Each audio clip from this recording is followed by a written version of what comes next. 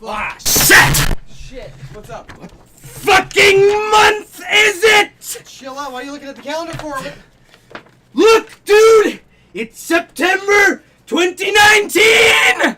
Shit, we're late! Fuck! Oh! Holy shit! Oh! Fuck you! No! Piece of shit! So wait, I just realized, yeah, it's like way late in the month. What September you said? It's September 2019. Shit. Yeah, so we made a top 10 list of the 2018 games. Yeah, that's pretty fucking late at this point. We're sorry about that. That was a long. When did we start doing that? Like, I can't remember that February far back. It or was something probably. like I remember that. there was snow on the ground. Dude, yeah, we're really late, guys. So obviously, we're sorry about that. We're gonna hope try to you not let that will happen bear again. with us, and it's not gonna happen next year. That's for sure. That's right. So here we go. Let's get into it. Greetings, villains, vigilantes, heroes, and heroines. You're tuned in to Project Supervillain. We're your hosts. I'm ArcDrifter. I'm Midnight Wight. Welcome back to our top 10 playlist. Today we're gonna be taking a look at our favorite games from 2006. Eric, it's 2019. We're looking at our favorite games from last year, bro. 2018. You know I can't count. We're going off the pace of our well-organized video, bro. Okay, never mind about the fucking numbers. The only numbers you need to be worried about right now are the numbers 1 to 10. So that's what we're doing. The top 10 of 2018. Right now. Go. Let's do it. Number 10. Call of Duty Black Ops 4. Does Call of Duty even need an introduction at this point? One of the most well-known and influential franchises in video game history, Call of Duty has been through more than a few rough patches over the years, but despite its troubles, the latest installment in the series has left most players feeling as though it is a welcome return to the formula that made it successful once before. Sporting 3 different modes in multiplayer, zombies, and its newest and most divisive addition, Blackout Battle Royale, the series found itself in a controversial position as its single-player campaign was removed by Activision in an attempt to cash in on the Battle Royale craze. While many players were disappointed with the absence of a campaign, others found great elation in Blackout as it felt akin to PUBG, albeit more polished. Zombies would now take over the narrative side of the game, providing multiple maps containing plenty of lore about the Zombies universe. Although it could be slightly confusing for new players, it is well worth exploring for its plethora of weapons, abilities, and customizable features. But the real reason most fans keep returning is for the infamously addictive Call of Duty multiplayer, or at least it was for us. Well, the multiplayer feels like a return to its roots in many aspects, such as time to kill and, here it comes, boots on the ground. The experience has been remixed with new mechanics such as customizable heroes, each with their own strengths, abilities, and an ultimate power, including abilities like spanking the ground really hard and killing people in a radius or pulling out a revolver that one-shots foes. Ignoring all the bullshit that followed in the wake of its release, we can both say we enjoyed this game, and in general, it's a callback to times long past. I found that within all 3 modes, there was a lot of fun to be had, while we both agree the multiplayer was the true start of the show. Though the content of the multiplayer mode can seem threadbare at times, this game definitely stood out in 2018, and will go down in our books as one of the best Call of Duty games in the franchise. Hopefully it only gets better from here.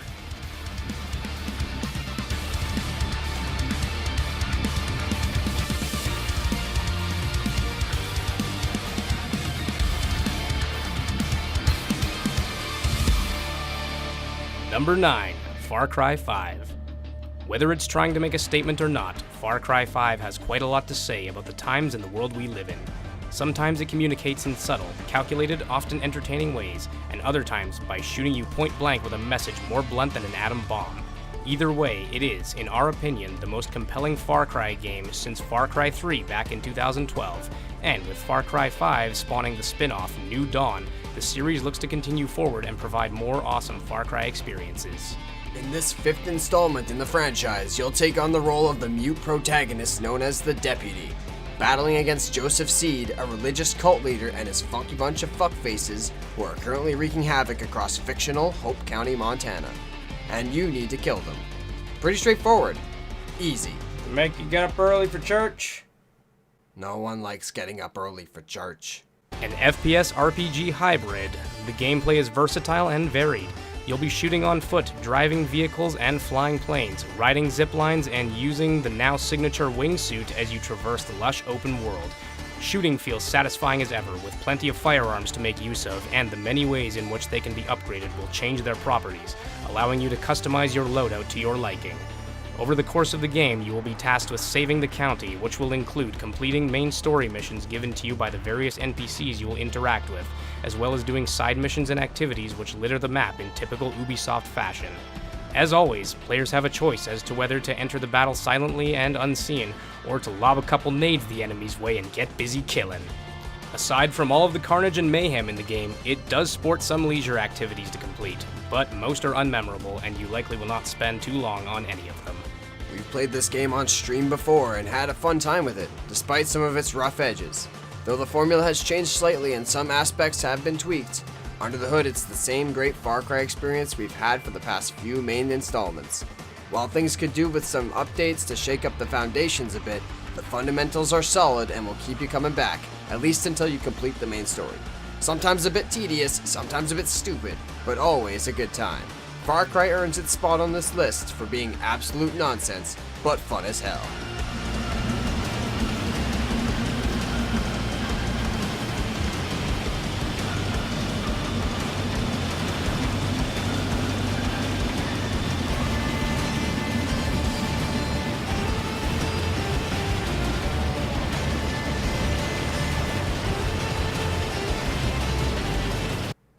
Number 8.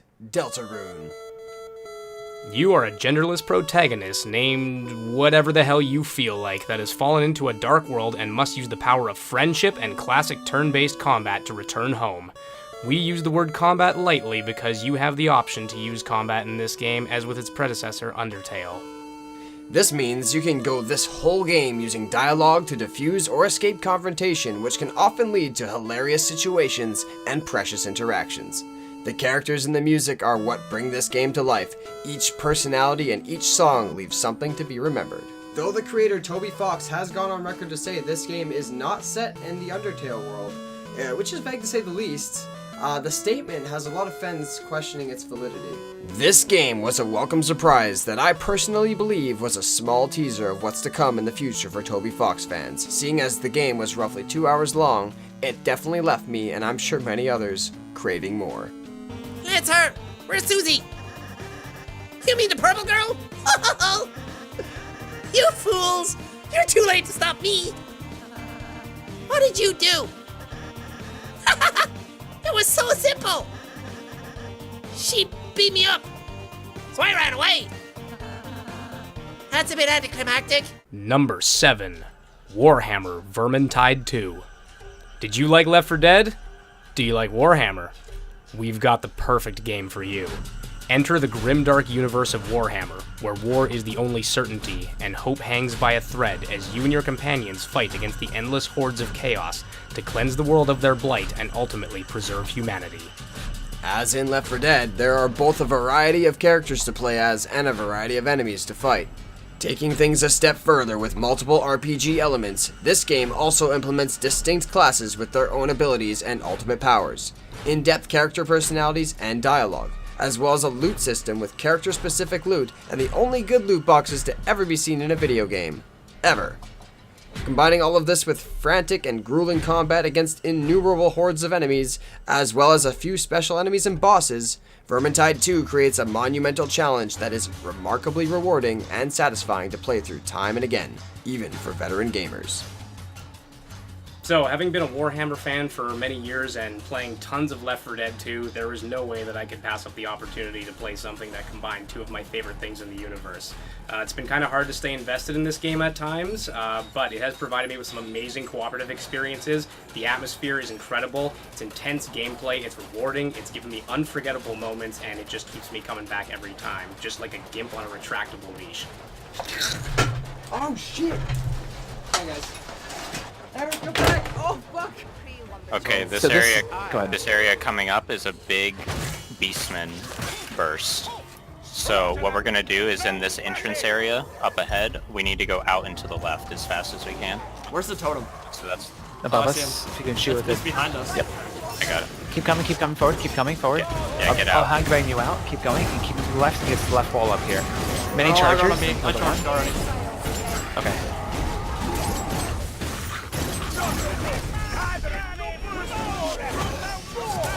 Okay, start killing.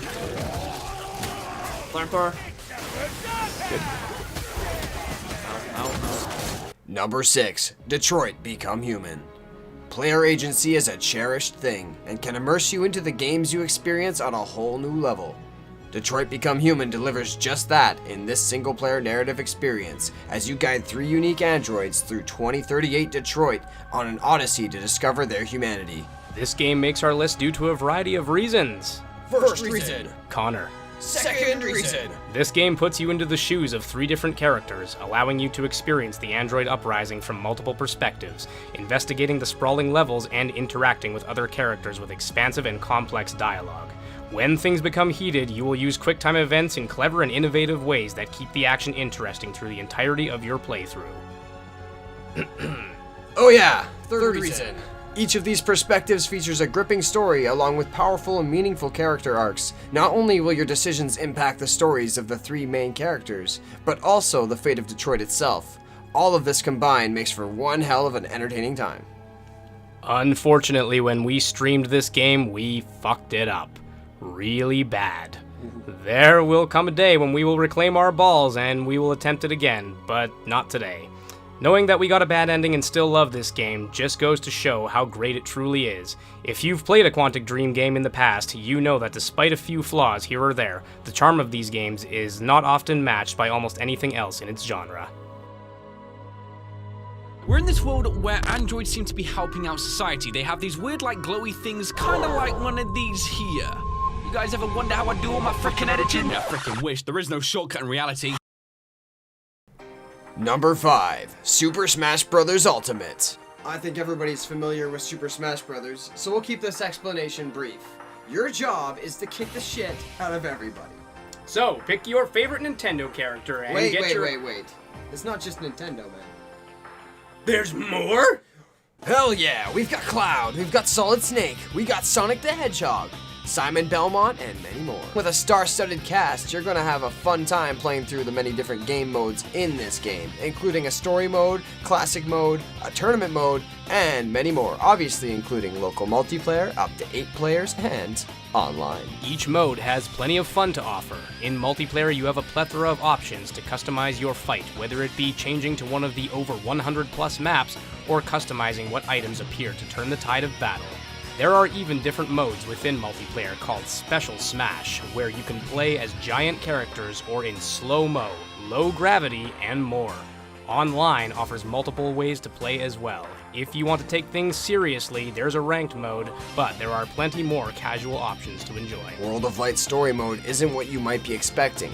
There's very little in regards to cinematics or narrative. It's really more of a glorified event mode, as each fight is just a straight up fight, with a catch. Each enemy you come across will have a different customization and difficulty, and it's up to you to determine how to counter their build. Lastly, this game, in the end, is ultimately a Nintendo soundtrack with some fighting in it. And obviously I picked this game, and I'm still enjoying it to this day. Super Smash Bros. Will forever be a game I will pick up. What makes it ultimate is its diverse characters and smooth combat. In my opinion, Super Smash Bros. Is currently at its peak. This game brought so many players to the franchise and seems to be only getting greater as more and more companies realize it's a great way to promote their games. Mark my words, Super Smash Bros. Will turn into, I guess it kinda already is, the ultimate crossover fighting game. Round 1!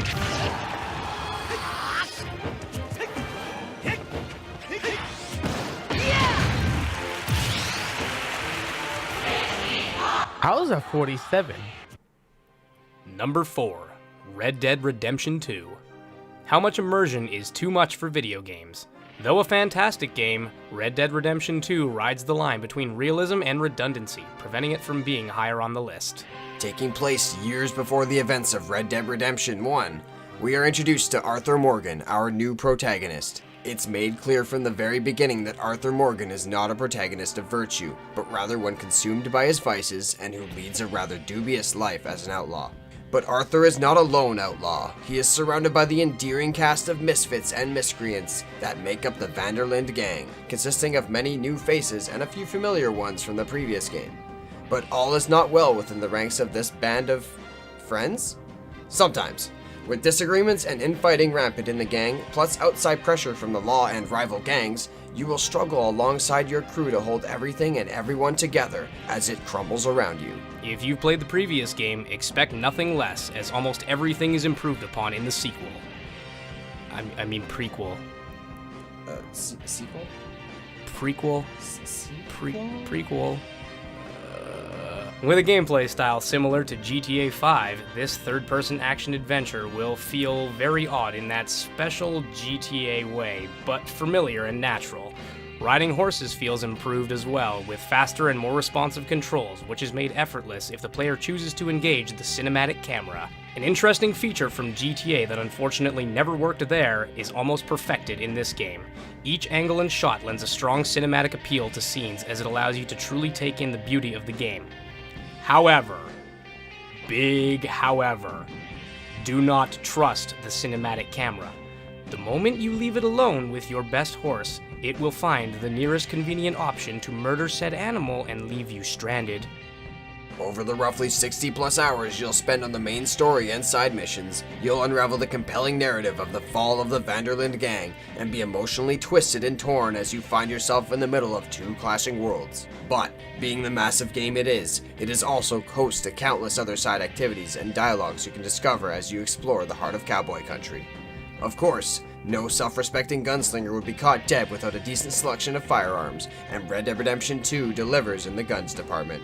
You can choose to carry several weapons at once, including a knife, throwing weapons, a lasso, several varieties of rifles, shotguns, and of course, revolvers and pistols. All of these weapons have in-depth customization options to make them feel much more personalized, your very own and unique instruments of ruin. Finally, you can customize Arthur and his horse with an absolutely insane amount of clothing options and style variations, along with many different colors and patterns to choose from to please your indecisive ass. Keep in mind, these opinions are based on the single-player content for the game, as though we dabbled in the multiplayer a bit, it was a far cry from the quality displayed in the story. The narrative, character dynamics, colorful personalities, and the emotional ride you will be sent on are exactly the reasons this game, and the series in general, is so beloved by many, including ourselves. We highly recommend playing this game if you haven't already. A true gem near the end of a generation, and an experience that'll leave you feeling breathless. Oh shit! Shit! Stay with me, Arthur! Stay with me! He's gone. We gotta save ya. There are alligators in this swamp. I don't know what you're doing, but we're gonna take you right out. Hold still for me. Here you go, matey. Eat up. Oh gosh! Number 3, A Way Out. Local co-op is scarce nowadays, especially for games that are actually worth a damn. Not everyone wants to play Lego or sports games. If you're looking for a way out of all the restrictive bullshit, look no further than A Way Out.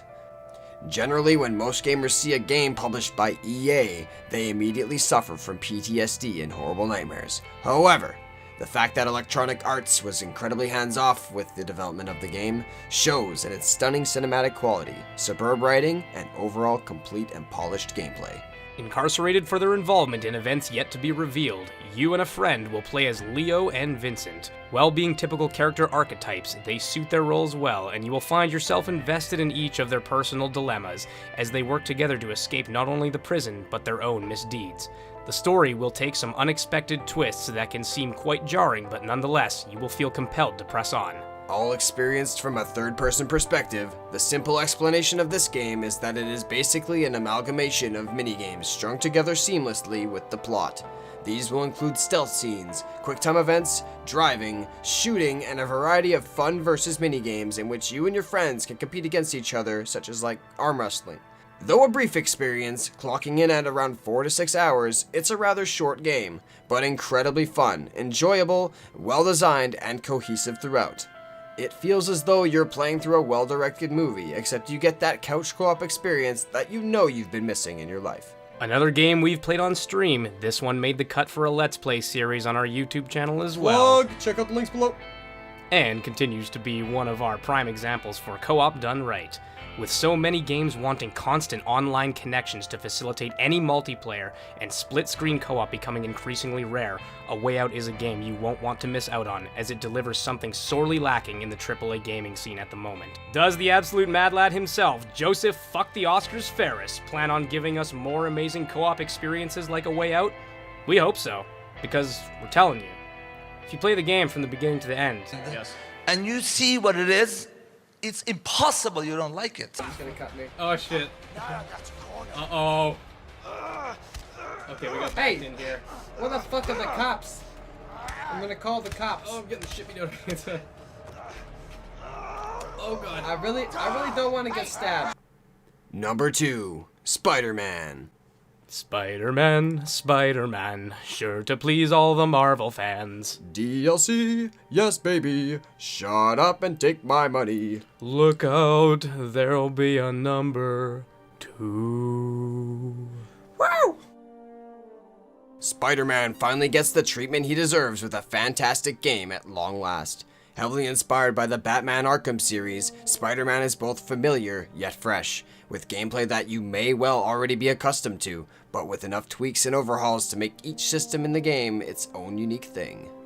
As Spider-Man, you'll be doing Spider-Man things, like you do law enforcement's job for them and you piss off J. Jonah Jameson. Of course, you'll be swinging and zipping around a massive and fairly accurate representation of New York City, completing missions, doing side quests, attempting various challenges, and interacting with your fans and other Marvel characters. Outside of the open world and all it has to offer, the game has a tight and fluid combat system, similar again to the Arkham games, albeit with some differences or improvements. Tactical players will also be pleased that there are elements of stealth included within the game, and though not on par with something like Splinter Cell or Metal Gear Solid, it works very well but mostly involves being above your enemies. Not only that, but you'll also be given a number of Spider-Man's signature gadgets, like the web bombs and shockwebs, all of which can be upgraded and used together to form complex combo strings. Spider-Man will be leveling up as well, which will net you skill points which you can spend on upgrading Spidey's moves and combos. On top of all this, Insomniac has given players a mind-boggling amount of costumes to choose from for Spidey to wear, with the total count coming in at 28 at launch, but with at least 10 more being added since then. Although there is much more to talk about, we just wanted to touch on the travel in the game. This is the first game we've found zero use for the fast travel, as getting around in a video game has never been so engaging and fun. It, in and of itself, is its own mini-game in a sense. You'll be spending most of your time in the spider suit, but the game never lets you forget that Peter Parker is also a human being with his own hardships to overcome in his personal life. Whether it be family matters, his relationships, or the threat of his identity being revealed, Insomniac makes sure to push the classic Marvel theme that anyone can be a hero and a hero can be anyone. So this game was my personal favorite of 2018, and the many reasons we've stated before reflect exactly why. It might just be because I'm a huge Marvel fanboy, but I genuinely enjoyed this game thoroughly, through all of its DLC, and even went as far as to platinum it. The only reason it's not any higher on this list is because the next title was just slightly more impactful whilst offering the same level of quality and fun. However, we want to stress that the decision was very close.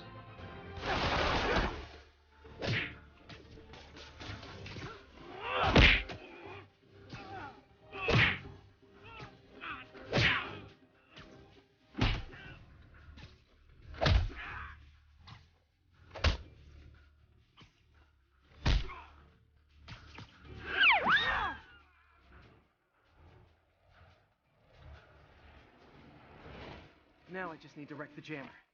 Before we reveal our number one pick, let's have a look at our honorable mentions. Dusk. A first-person shooter resembling the old greats such as Doom and Quake, Dusk is an expertly crafted callback to times gone by and an excellent example of just how in-depth and high-quality indie games can be. Dripping in an ominous atmosphere, crawling with ghastly enemies, and fully loaded with an epic arsenal of time-honored weapons, topped off with a nice helping of gore, Dusk gets a seal of approval for fans of old classic shooters. Celeste.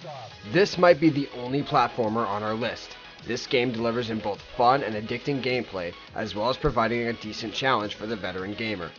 Marinated in comedy and whimsicality, this game will leave you feeling very connected with the cast, wanting more. Celeste offers replayability with all of its hidden collectibles scattered throughout the dense and beautiful 2D world. Find yourself dealing with themes related to anxiety and depression as you step into the shoes of Madeline, your quote-unquote angsty teen.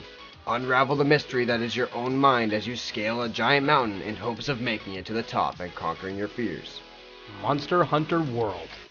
Though we wanted to include this on the list, neither of us have played enough of it to warrant a review. Though a gorgeous game packed with content, cosmetics, maps, monsters, and a generous supply of wit and humor, it feels slightly more bare bones compared to other Monster Hunter games of the past. With a tad more streamlining and some more content and polish, this game could be propelled to the levels of Monster Hunter 4. That said, this is a game we will definitely return to, and we can recommend picking it up and playing it if you have the chance, even from our short time with it. Number 1. God of War. When beloved franchises are brought back from a long slumber, they can sow seeds of both excitement and doubt.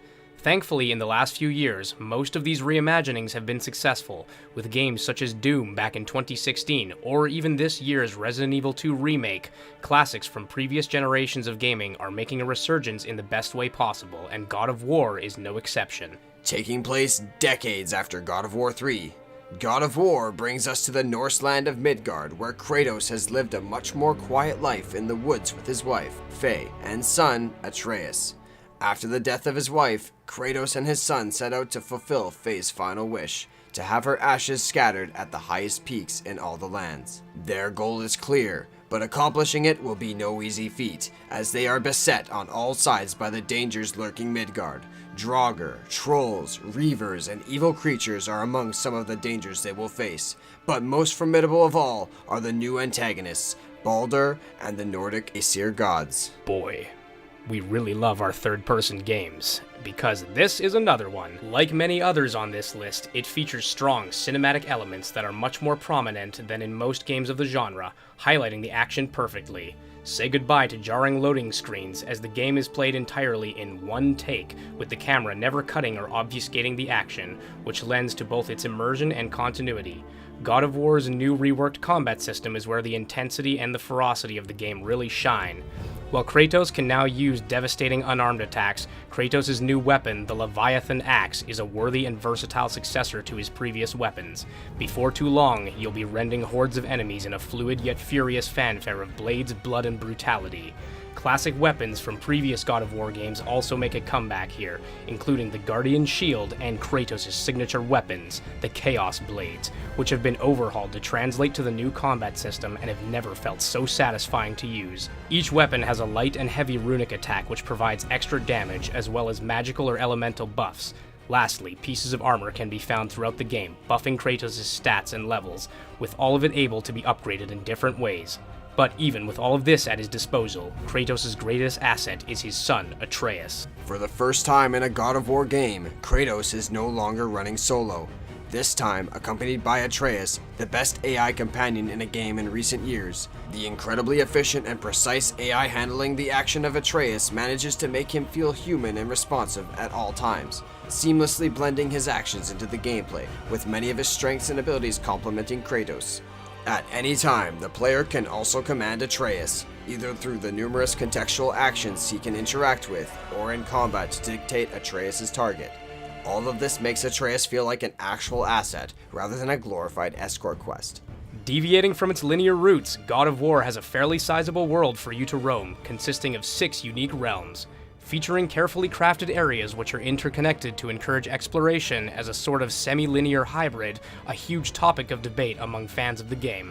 Throughout the stunning and luxuriously detailed worlds, you will encounter many fearsome enemies, some homages to older enemies, while others are entirely new to the series. Not one to forego traditions, the game also features plenty of epic and over-the-top battles that God of War is known for. Against deadly and challenging bosses or massive ancient creatures from myths and folklore, you'll be gripping the controller with white-knuckled tension until whatever it is you're fighting has drawn its last breath. Yes, the world of God of War is a hostile place, but there are still a few friendly faces to be found throughout Midgard, such as Brok and Sindri, 2 dwarven brothers at odds, Freya, the goddess of love, and Mimir, the wise one, among a few others. God of War has shown us that given the right tools, the right folks can make the magic happen. No matter how insurmountable the task may seem or how drastically it strays from the originals. The revival of a classic hack-and-slash game, evolved with modern mechanics, technology, and storytelling, has propelled the God of War franchise to heights never reached by the series in the past. Every single element mentioned above is brought together by the incredible narrative, the fully fleshed out characters, and their interactions with one another and yourself. They all evolve and change, both since we've seen them last and by the end of this epic odyssey to fulfill the dying wish of a loved one. Each moment is rife with palpable emotion, sometimes humorous, sometimes dark and foreboding, while other moments spur introspection and deep thought as the ever-present bond between a father and his son grows, shining through all of the pain and the hardships they must face and overcome together. When it comes right down to it, God of War will leave you with a lingering and heartwarming sensation of bittersweet triumph, both its physical and emotional beauty unmatched by any other game of that year, and that's why God of War is our #1 game of 2018. Did you enjoy the list? Let us know. Put your top 10 down in the comments. We'd love to know your opinion. If you want to show some support, if you like what we're trying to do here, do us a solid, hit the like button, or subscribe to us either on YouTube or Facebook. Either one helps us out a shit ton. But without further ado, thanks for joining, thanks for watching. Project dismissed. Peace out, everybody. We'll be right